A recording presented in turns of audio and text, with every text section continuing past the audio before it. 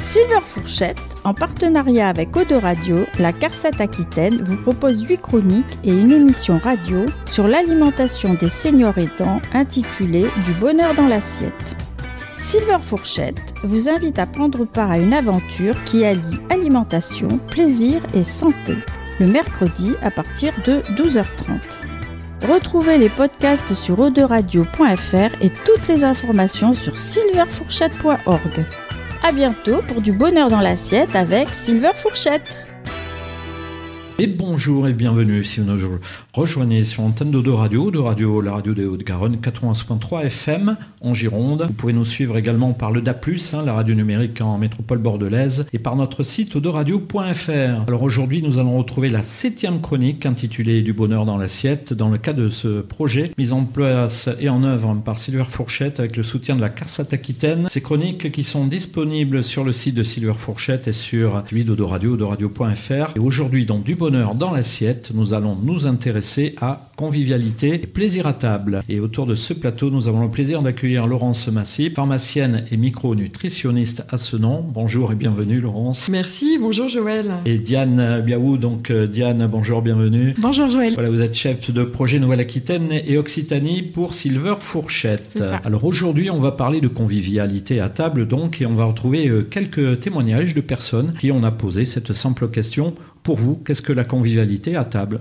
Un savoir-vivre, je dirais, une certaine élégance et apprécier ce qu'on nous sert, ce qu'on choisit.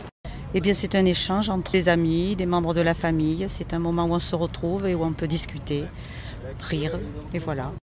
C'est le partage, la discussion et le rire.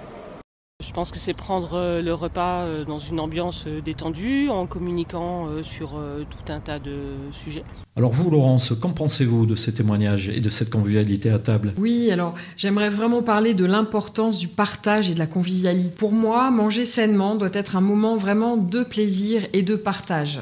Auparavant, il y a plus de 60 ans, je dirais, la convivialité était au cœur de l'environnement du repas. On mangeait beaucoup en famille, on cuisinait ensemble, on organisait des grands et des longs repas. Aujourd'hui, le mode de vie adopté a mis à mal cet esprit de convivialité au quotidien. D'ailleurs, on observe que dans les zones du monde où cette tradition de convivialité lors des repas s'est maintenue, les personnes vivent centenaires et surtout en bonne santé. Et en fait, on appelle ces zones les zones bleues. Je ne sais pas si vous connaissez. Vous retrouvez par exemple la Grèce, certaines zones de la Grèce, en Italie, dans certaines contrées, au Costa Rica par exemple. Alors c'est très intéressant bien sûr Laurence, mais quelles conclusions peut-on en tirer ? En fait, je dirais que impliquer au maximum toutes les générations dans la conception des repas, faire le marché avec ses proches, ainsi qu'avec les personnes qu'on accompagne au quotidien, les faire participer et créer de vrais moments de partage, de plaisir, de convivialité autour de cette table. Alors concrètement, justement, comment on peut mettre cette convivialité en place au quotidien, j'allais dire ?